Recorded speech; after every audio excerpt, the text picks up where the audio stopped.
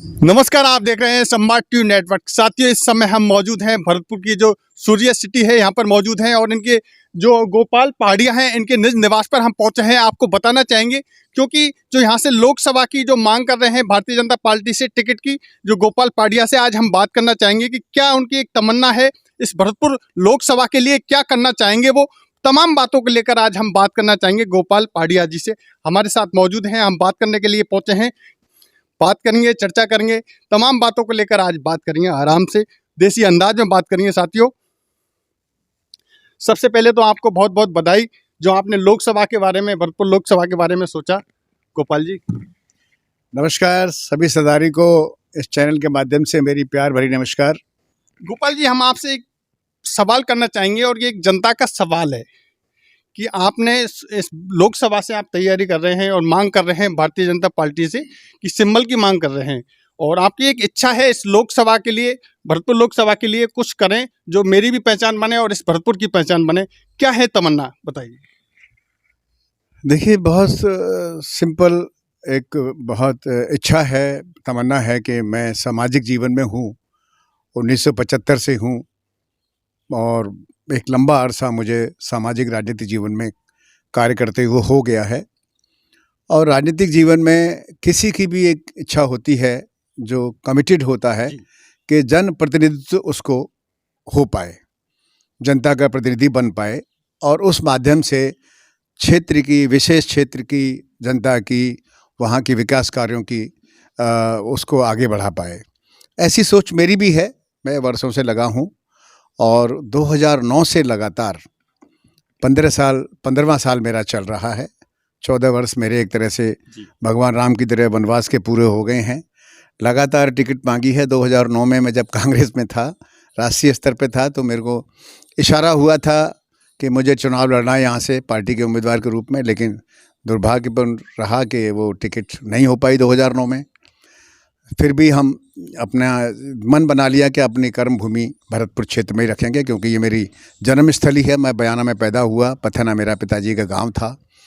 तो दिल्ली में वर्षों राजनीति करने के बाद में जब ये एक अपॉर्चुनिटी मिली अपनी जन्मभूमि पे वापस आने की, तो मैं उस रूप में यहाँ आ गया कि मौका लगेगा तो यहाँ कर्मभूमि बनाकर और जनता के बीच में लोगों की सेवा करेंगे।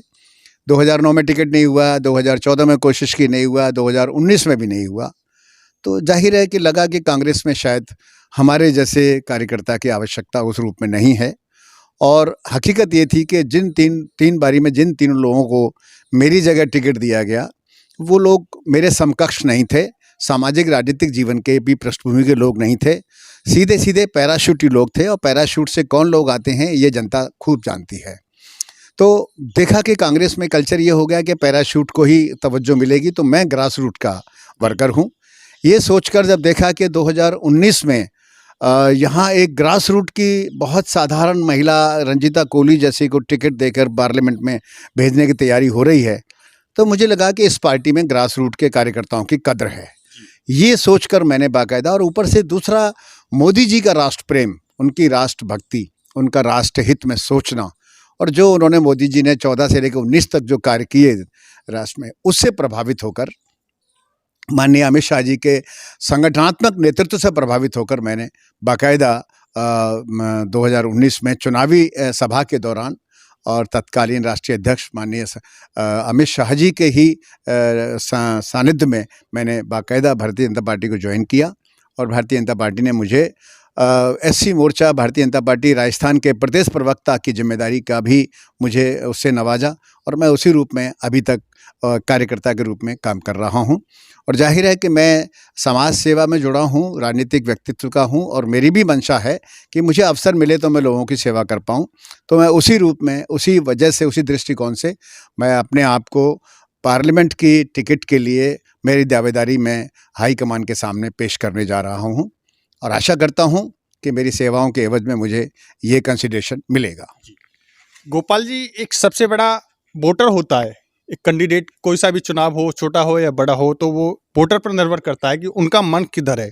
तो सबसे बड़ा एक सवाल होता है कि वोटर एक कंफ्यूजन में रहता है जब चुनाव आते हैं, लोकसभा हो या विधानसभा हो या एक छोटा स्तर या पंचायत लेवल पर चुनाव हो, कि ये व्यक्ति हमारे लिए क्या करेगा, क्योंकि उनके साथ शोषण होता आया है। अब कि आप देखते हैं कि नेता हैं, बड़े बड़े वादे करते हैं और बड़ी बड़ी घोषणा कर देते हैं, और वोटर को क्या चाहिए आज के समय में? वोटर को चाहिए, देखो हम ग्राउंड पे जाते हैं कि उनके अच्छे रास्ते हों, पानी की सुविधा हो, उनके कोई काम नहीं रुके और राजनीति नहीं हो। आजकल क्या होता है कि आप गांवों में जाते हैं, एक दूसरे को जिसके पास पावर है, राजनीति में छोटी मोटी पहचान है, तो उनको लड़ाने का काम करती है। वो गरीब को, बेचारे को, उनको खेत बेचने जैसी नौबत आ जाती हैं। बच्चे पढ़ते हैं, झूठे मुकदमे हो जाते हैं बच्चों पर। इस तरह की बातें निकल कर आती हैं।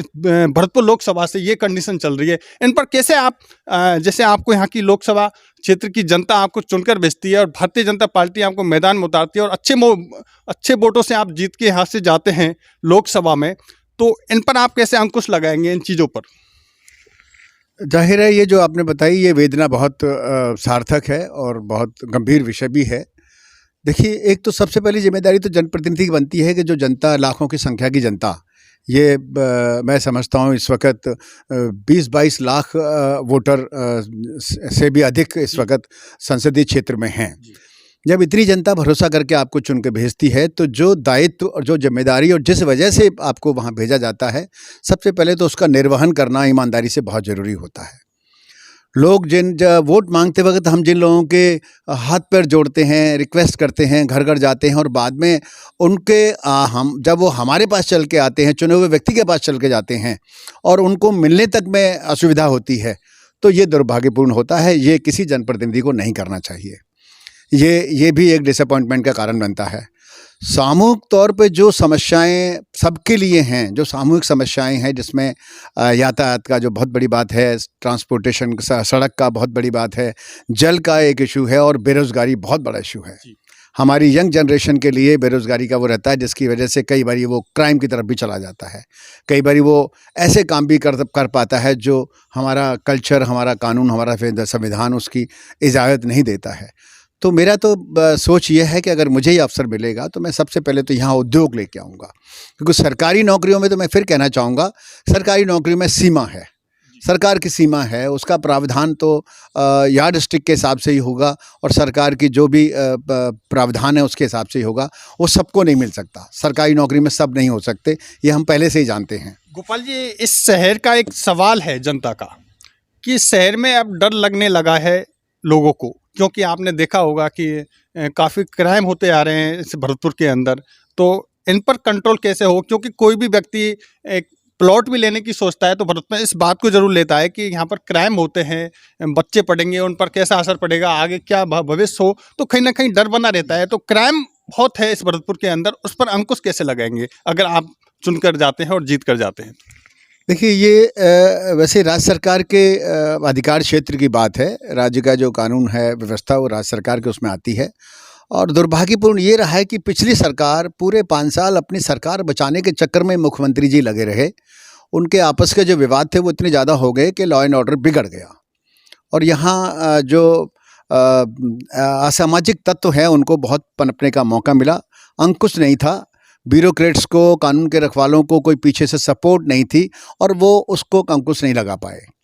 दूसरे बगल में, हमारे बिल्कुल बगल में बॉर्डर पे यूपी है, जो कभी बहुत ख़तरनाक और बहुत ही असुरक्षित माना जाता था। योगी जी के कार्यकाल की वजह से वहाँ शांति है और आज वहाँ पे राहत है। और हमारे यहाँ जो कभी शांति रहा, पूर्ण राज्य माना जाता रहा था, वो पूरा अशांत हो गया है। हम सभी जानते हैं कि पिछले 1-1.5-2 सालों के अंदर तो भरतपुर में कितने शूट आउट हुए हैं जी, कितने गोलीकांड हो गए हैं, कितने गैंगवारसी एक तरह से शुरू हो गई है और कोई उस पर अंकुश नहीं लग पाया। सीधी वजह है कि जब मुखिया अगर कमज़ोर होगा तो प्रशासन भी कुछ ज़्यादा कर नहीं पाता है। योगी जी मजबूत हैं तो प्रशासन, वही पुलिस है और वही प्रशासन है जिन्होंने आज यूपी को सुरक्षित कर दिया है। और वही हमारा राजस्थान है, मुखिया कमज़ोर था, मुखिया अपने चक्कर में लगा रहा, इसलिए राजस्थान जो बहुत शांति प्रिय था वो जल गया। उसमें बवाल तक हुए हैं, बलबे तक हुए हैं, कर्फ्यू तक लगे हैं। तो ये सारी बातें, लॉ एंड ऑर्डर बहुत बड़ी गंभीर समस्या है।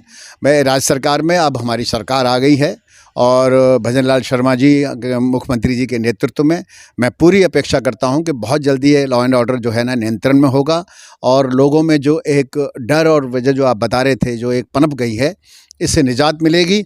और जल्दी ही अप्रैल के बाद में जब नई संसद का चुनाव हो जाएगा, जब नया संसद का गठन हो जाएगा, अगर मुझे मौका मिला वहाँ जाने का, तो जो प्रावधान जो मेरे माध्यम से सांसद के माध्यम से क्षेत्र में कराए जाने होंगे, हर दृष्टिकोण से, लॉ एंड ऑर्डर के दृष्टिकोण से, विकास के दृष्टिकोण से, रोजगार के दृष्टिकोण से, जल लाने के दृष्टिकोण से, सड़कें बनाने के दृष्टिकोण से, महिलाओं की सुरक्षा के दृष्टिकोण से, जो जो हमारी जिम्मेदारियां, जो जो सरकार की केंद्र सरकार नीतियां हैं, जो माननीय मोदी सरकार की तरफ से जो प्रावधान सरकार में राज्य सरकारों को केंद्र की ओर से दिए हैं, उन सबको लागू कराने की जो जिम्मेदारी होगी, मैं उसके पूरी तरह से ईमानदारी से निर्वहन करूँगा। इस बात के लिए मैं आश्वस्त करता हूँ।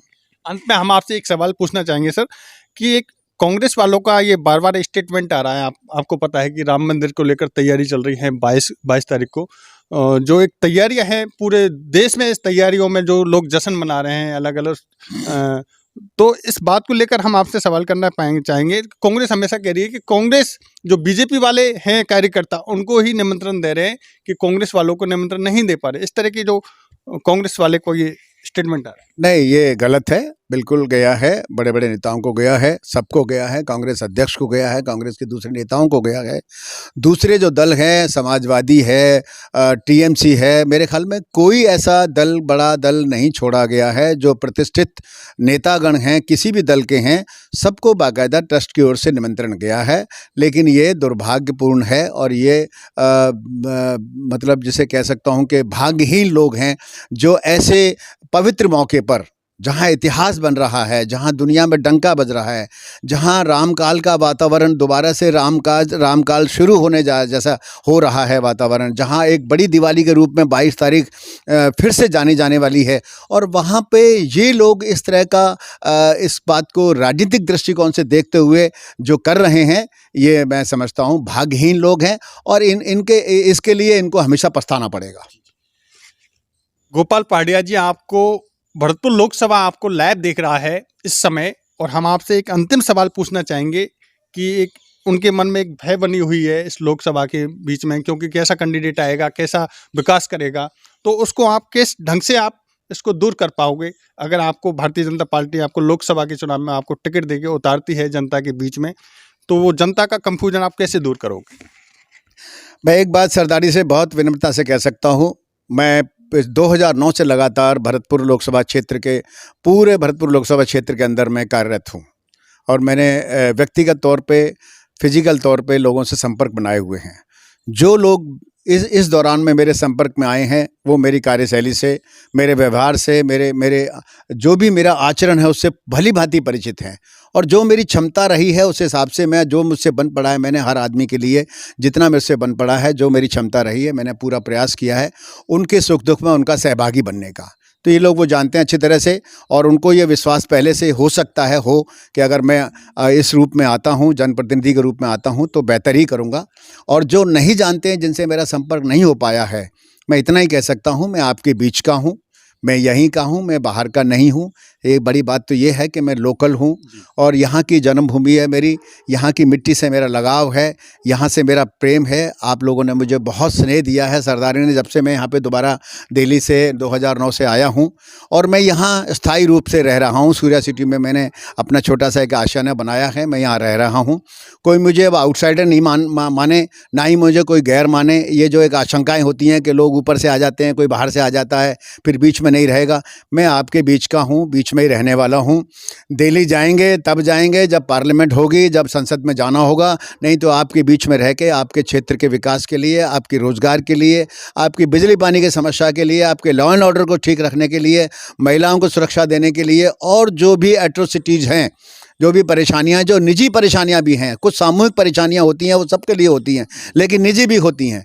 मैं उस बात से भी कहना चाहता हूँ, निजी तौर पर भी मेरा कोई भी भाई बंद किसी भी जाति से, किसी भी धर्म, किसी भी वर्ग से अगर किसी बात के लिए भी मेरे पास रहेगा और मैं उसमें जो भी उसकी मदद होगी मैं 100% करूँगा। और मेरे दरवाजे कभी भी पार्लियामेंट में जाने के बाद किसी के लिए भी कोई रुकावट की वजह नहीं बनेंगे। जैसा कि आमतौर पे कई नेताओं के बारे में शिकायत मिलती है कि चुनाव में वोट मांगने आते हैं, हाथ पैर जोड़ते हैं, लेकिन एक जनता के सवाल भी होता है सर, मैं माफ़ी चाहूँगा आपको बीच में मैंने रोका, कि जैसे कैंडिडेट होता है चुनाव में जो जनता के बीच में जाता है, तो वो कहते हैं, खुद मेरे से लोगों ने कहा है, भरतपुर की जनता ने कहा है कि भाई चुनाव लड़ते हैं, बड़े बड़े वादे करते हैं, एक दो घंटे में फ़ोन उठा लेते हैं, हम फ़ोन करते हैं, मगर जीतने के बाद में उनका फ़ोन स्विच ऑफ आता है। ये क्या कारण है सर?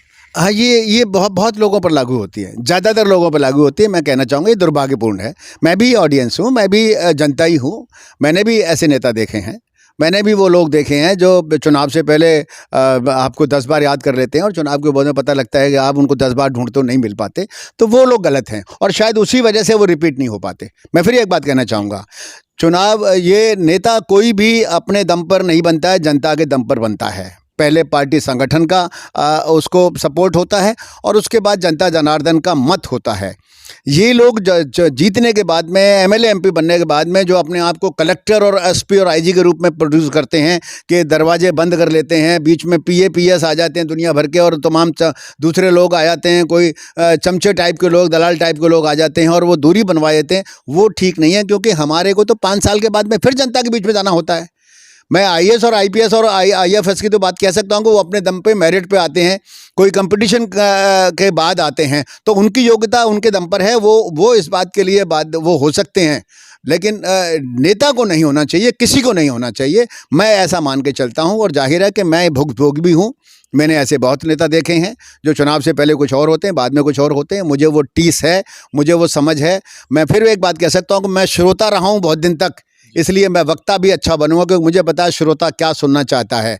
तो मैं वोटर रहा हूं, मैं जनता रहा हूं, मैं जनता जनार्दन का एक हिस्सा रहा हूं। इसलिए मैं, अगर मुझे अवसर मिलेगा तो मैं अपने जनता जनार्दन को, अपने वोटर भाइयों को, अपने सरदारी को कभी इस बात का मौका नहीं दूंगा कि वो ये कह पाएँ कि अब तो ये मिला ही ना है, पहले ढोक दे रहा हो, अब मिला ही ना है। तो ये बात मैं नहीं आने दूंगा, ये मैं आपसे वादा करता हूँ। साथियों, ये थे हमारे साथ गोपाल पहाड़िया जी, जो भरतपुर लोकसभा से जो सिंबल मांग रहे हैं भारतीय जनता पार्टी से।